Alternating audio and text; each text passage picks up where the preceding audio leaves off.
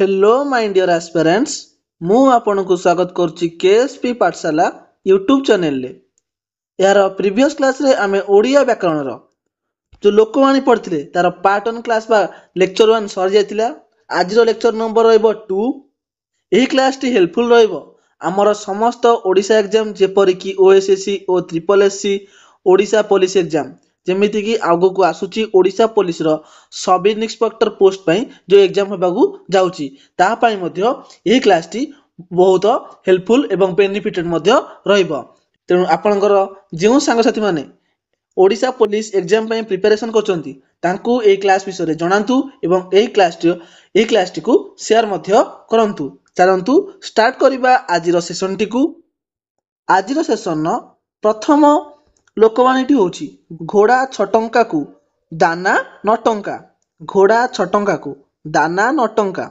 एही लोकवाणी रो अर्थ होची कौनसी जिनिसर रक्षण बेक्षण खर्च किणा हो जाइथिबा जो जिनिसटीर बा जिनिसर मूल्य ठारू अधिक हेबा सपोज आपण कोन घोड़ा किनले ताकू तार जो खर्च खाइबा पीबा रहिबा ता खर्च घोड़ा किनिबा मूल्य ठारू अधिक बुझियोची आपण मन सब देखिथिबे लग्जरी कार तार मेंटेनेंस बहुत अधिक बुझियोची ना नै 10 लाख रो कार किनले तार मेंटेनेंस खर्च जाई 2 वर्ष रे आपण केते खर्च कर सैलेनी 12 लाख आपण जाहाले लॉस ले ना नै तेणु एही सेंस रे आपण कहिबे कोन घोड़ा छटंका को दाना नटंका बुझियोची नेक्स्ट चाष तरतर वाणिज्य मठ निर्दिष्ट कार्य को निर्दिष्ट समय रे संपादन करिबा नेक्स्ट चोर मन चोर गंठिली रे चोर मन चोर गंठिली रे यार अर्थ कहूची चोर सर्वदा चोरी करथिबा द्रव्य धरा पड़ी जिबा भय रे शंकित थाए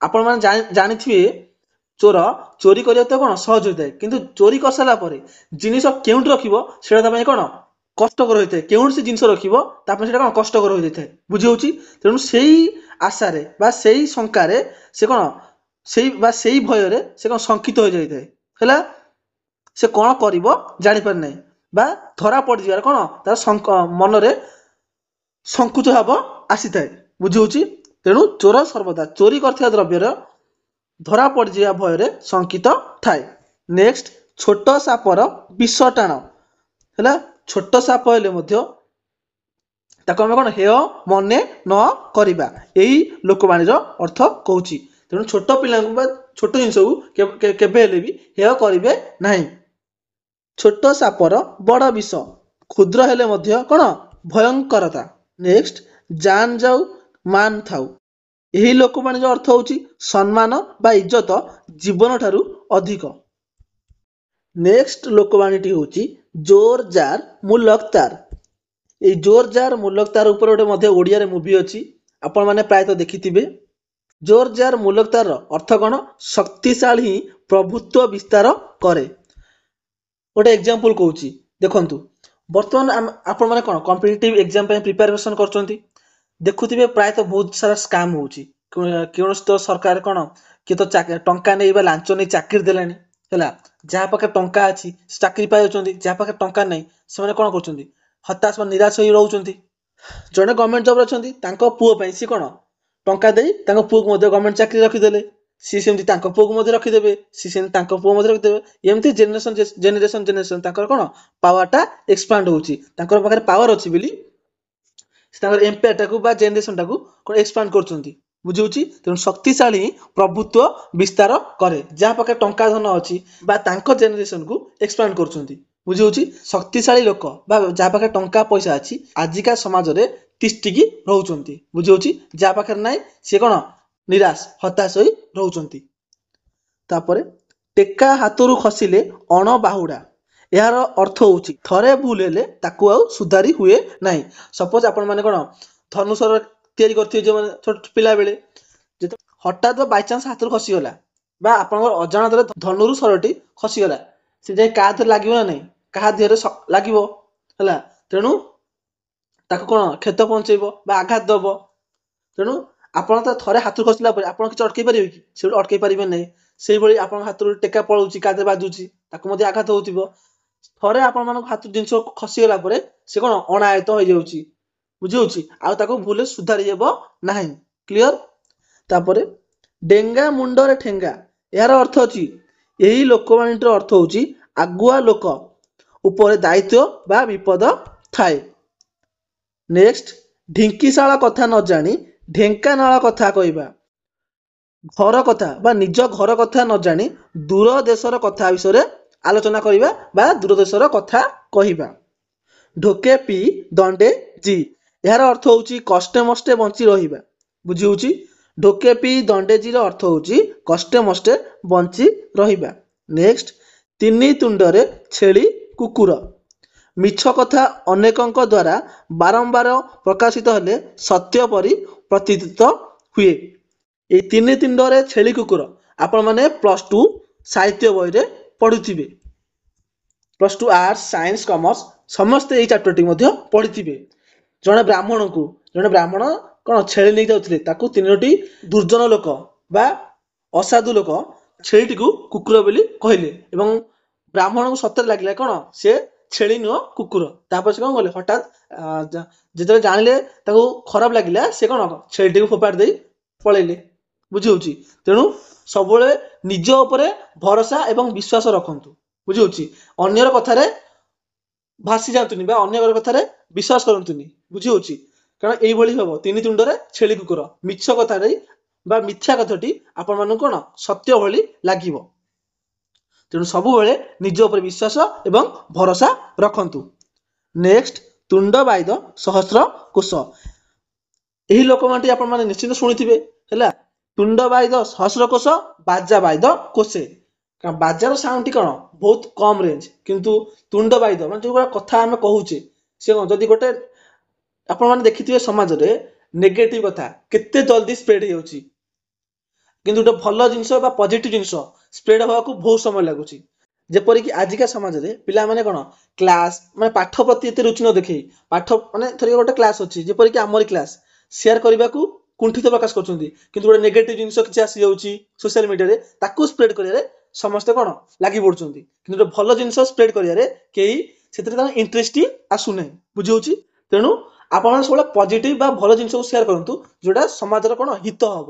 ବୁଝି ହେଉଛି ତେଣୁ ଆପଣମାନଙ୍କୁ ଯଦି ସତରେ ଆମର ଏଇ କ୍ଲାସ୍ ଗୁଡ଼ିକ ଭଲ ଲାଗୁଛି ନିଶ୍ଚିତ ଭାବରେ ଆପଣଙ୍କ ସାଙ୍ଗସାଥି ନିକଟକୁ ସେୟାର କରିବାକୁ ଭୁଲନ୍ତୁ ନାହିଁ ହେଲା। ତାହେଲେ ତୁଣ୍ଡ ବାଇଦ ସହସ୍ର କୋଶ, ଏହାର ଅର୍ଥ ହେଉଛି ଲୋକ ମୁଖରେ କଥା ବହୁ ଦୂର କ'ଣ ପ୍ରସାରିତ ହୋଇଥାଏ। ଆପଣଙ୍କ ପାଖ ଗାଁରେ କାହାର ପୁଅ ଖରାପ କାମ କରୁଛି ସେ କଥା ଗୋଟେ ଜଲ୍ଦି ସ୍ପ୍ରେଡ୍ ହେଇଯାଉଛି, କାହାର ଝିଅ କାହା ସହିତ ପଳେଇଲା ତା ସେଇ ନ୍ୟୁଜ୍ଟି ମଧ୍ୟ ବା ଖବରଟି ଚାରିଆଡ଼େ ଜଲ୍ଦି ସ୍ପ୍ରେଡ୍ ହେଇଯାଉଛି। ବହୁତ ଶୀଘ୍ର ସେ ଜିନିଷ ବା ନେଗେଟିଭ ଜିନିଷ ଆମ ସମାଜରେ ଜଲ୍ଦି କ'ଣ ସ୍ପ୍ରେଡ୍ କରିଯାଏ, କିନ୍ତୁ ପଜିଟିଭ ବା ଭଲ ଜିନିଷ କ'ଣ ସ୍ପ୍ରେଡ୍ ହେବାକୁ ବହୁତ ଟାଇମ୍ ଲାଗେ। ବୁଝି ହେଉଛି ନେକ୍ସଟ ଲୋକବାଣୀଟି ହେଉଛି ତୁ ଯେତେ ମାଠିବୁ ମାଠ ମୁଁ ସେଇ ଦରପୋଡ଼ା କାଠ, ଏହି ଲୋକବାଣୀର ଅର୍ଥ ହେଉଛି ସ୍ୱଭାବ ସହଜରେ ବଦଳେ ନାହିଁ।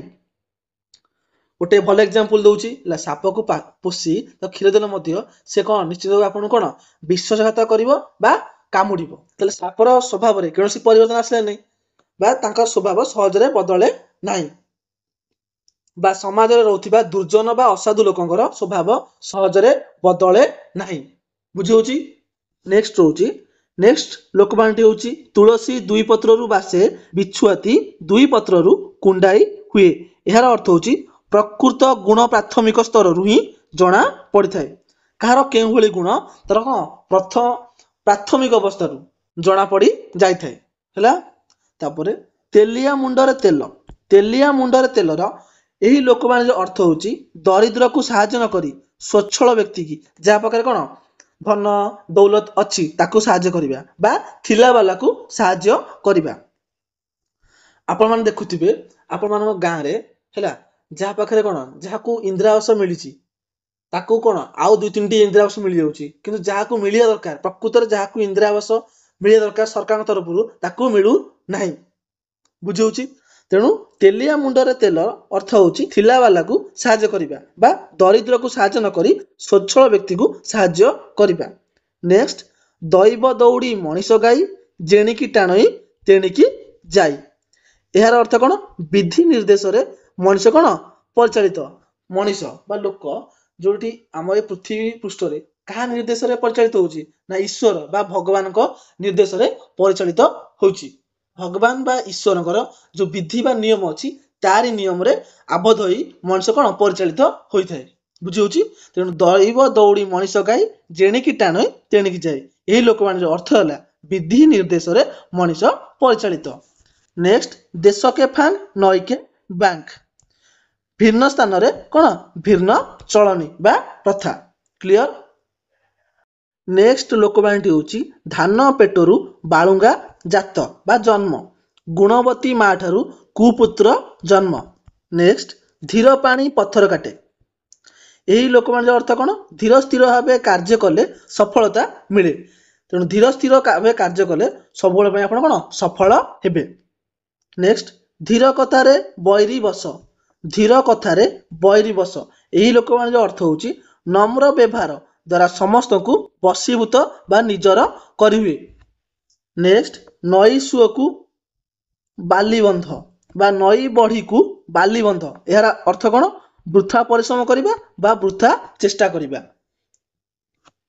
नई रे सुआ आछि बा नई बढ़ी हेछि आपण माने जदि बाली बंध करिवे आपण माने जदि बाली बंध पकाइबे त से पानी रहिबो कि रहिबो नै आपनकर चेष्टा परिश्रम सब कोथरे वृथा रे जीवो। नेक्स्ट न देखिला ओ छ फड़ा यह माने कौन यार अर्थ होची असंभव कथा कहिबा। नेक्स्ट नई रे घर करी कुंभीर सांगरे कली यही लोकवाणी आपण माने आगुरु मध्ये शुणिथिबे यार अर्थ होची कौन अधीन होई मुनिबंक संगे कली करिबा। नेक्स्ट नाही मामू ठारू कणा मामू भल यही लोकवाणी अर्थ होची किछि नथिबा अपेक्षा सामान्य थिबा भल बुझी होची। नेक्स्ट लोकवाणी होची मानिले ठाकुर न मानिले पथर यही लोकवाणी अर्थ होची निजर दृष्टिकोण अनुसार मान्यता देबा अथवा न देबा। यही लोकवाणी किपरि मन रखिबे देखंतु रोहित शर्मा विराट कोहली समस्त अलग अलग चॉइस काकू विराट कोहली भल लगे काकू तो रोहित शर्मा भल लगे तेणु समस्त सबू लोकंकर दृष्टिकोण अनुसार समस्त कौन अलग अलग चॉइस तेणु किए क्या पसंद कर कि क्या पसंद न कर नापसंद कर बुझी होची तेणु मानिले ठाकुर न मानिले पथर निज निजर दृष्टिकोण अनुसार मान्यता देवा किए भल कि खराब बा न देवा जहाँ जहाँ खुशी बुझी होची। नेक्स्ट जत्न कले रत्न मिले यही लोकवाणी आपण मैंने प्रायतः पिला बेलू पढ़ी आसथिबे है बा आपण घरे कहते कौन सब खाता बही यह कौन जत्न नेबा उचित तेणु कहते जत्न कले कौन रत्न मिले यार अर्थ कौन अध्यवसाय सफलतार चाबिकाठी बुझीगला।